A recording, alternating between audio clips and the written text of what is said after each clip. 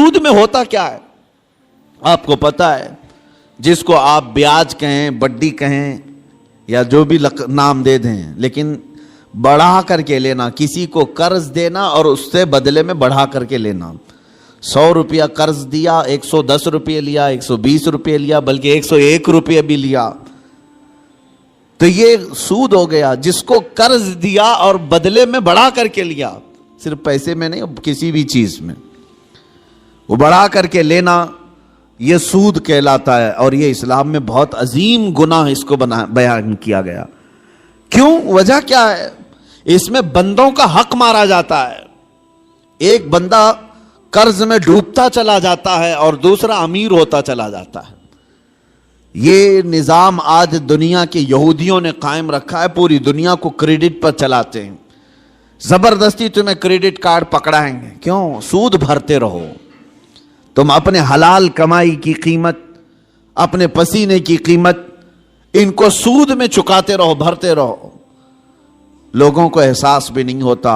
یہ دنیا اس عظیم لعنت میں تمہیں لے کر کے جا رہی ہے. میرے آقا صلی اللہ تعالی علیہ وسلم نے ارشاد فرمایا، جس نے سود کا ایک لقمہ کھایا اس کا گناہ اتنا بڑا ہے کہ جیسے کہ اس نے خانہ کعبہ کے سامنے اپنی ماں سے زنا کیا.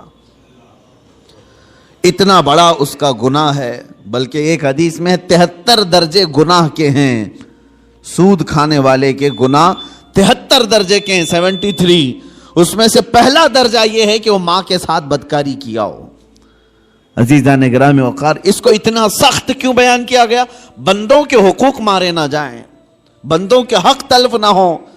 امانت کے ساتھ جو معاملات ہوتے تھے، آپ دیکھیں وہی چیز آج ہمارے معاشرے سے ختم ہونے لگ گئی ہے. آج تمہیں لون لینے کی ضرورت کیوں پیش آنے لگی؟ آج قرض جہاں پر بھی جائیں گے تمہیں بیاج کے ساتھ لینے کی ضرورت کیوں پیش آ رہی؟ اس کی وجہ یہی ہے کہ آپس میں اعتماد اور بھروسہ ختم ہو گیا. قرض حسن کون دینے والا ہے آج ایک مسلمان اٹھے اور دوسرے کے پاس جائے اور کہے کہ مجھے 5 لاکھ کی ضرورت ہے، اللہ ماشاء اللہ کون ہوگا؟ قریب سے قریب ترین دوست بھی منہ پھیر لیتا ہے. اس کی وجہ صرف ایک طرفہ نہیں ہے، 2 طرفہ ہے. قرض لینے والا اور قرض دینے والا دونوں کے درمیان اعتماد کا رشتہ نہیں ہے. کچھ لوگ قرض لیتے ہیں لیکن وہ دینا نہیں چاہتے. یہ بھی بندوں کے حقوق کی پامالی ہے. ان کو کیوں دیا جائے قرض؟ لوگ ڈرتے اسی لیے کہ 5 لاکھ دوں کہ 1 لاکھ دوں، یہ تو دینے کا نام ہی نہیں لیتا. اور کچھ لوگوں کی لت پڑ جاتی عادت، اس سے بھی مانگا اس سے بھی مانگا اور قرض میں ڈوبتے چلے گئے. وہ ایسے بھکاری بن جاتے ہیں کہ ان کے لیے دروازے بند ہو جاتے ہیں. حدیث پاک سنو، رسول کریم صلی اللہ علیہ وسلم ارشاد فرماتے ہیں، جس نے قرض لیتے وقت یہ سوچا کہ دیکھا جائے گا، ادا کرنے کی اس کی نیت نہیں تھی، حضور صلی اللہ تعالیٰ علیہ وسلم فرماتے ہیں اس پر اللہ تعالیٰ زمین کو اور تنگ کر دیتا ہے. اس کے لیے دروازے تنگ ہو جاتے ہیں. اور فرماتے ہیں کہ جس نے قرض لیا اور دینے کی نیت تھی اور یہ سوچا کہ میری ناک زمین پر رگڑ جائے لیکن میں اس کا حق دوں گا، حضور فرماتے ہیں اللہ اس کے لیے روز دروازہ کھولتا ہے، اس کے لیے اسباب پیدا کرتا ہے. یہاں لینے والے کی دل میں خیال ہی نہیں رہ گیا کہ سامنے والے سے میں نے رقم لیا ہے. بے چینی شروع ہو جانی چاہیے، ہمیں بے قراری شروع ہو جانی چاہیے. کسی کا قرض لیا ہے تو نیند اڑ جائے کہ نہیں میرے بھائی کا قرض ہے مجھے واپس دینا ہے. لیکن یہاں معاملات ایسے نہیں رہ گئے، جس کی وجہ سے آج دنیا نے تمہیں سود کا عادی بنا دیا. اب کون دیتا ہے قرض حسن؟ قرض حسن کا مطلب کیا ہے؟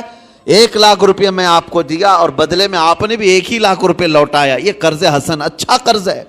پہلے یہ ہوا کرتا تھا آپس میں مومنوں کے درمیان قرض، لیکن جب لوگوں کے معاملات خراب ہو گئے تو کون دینا چاہتا ہے اور لینے والا بھی آج کل لوٹانا نہیں چاہتا. تو یہ معاملات ختم ہونے لگ گئے. اور اس کی وجہ کیا بنی؟ جب اعتماد کا رشتہ ٹوٹ گیا تو تم سود کے کاروبار میں پڑ گئے. اب تمہارے پاس کوئی راستہ نہیں رہ گیا. جاؤ بینکوں سے لون لو یا غیر مسلموں سے بھاری سود میں قرض اٹھاؤ اور اپنے کام کرتے رہو. یہ سب کی نوبت صرف اسی وجہ سے آئی کہ آپس کے رشتے خراب ہیں. یہ معاملات خراب ہیں، ایک دوسرے کے ساتھ محبت کا رشتہ نہیں ہے۔ عزیزان گرامی وقار، یہ کام صرف ہم نے اپنے ہاتھوں تباہ کیا ہے، اپنے ہاتھوں برباد کیا ہے۔ اہل سنت کا ہے بیڑا پار، اصحاب حضور نجم ہے اور نام ہے عطرت رسول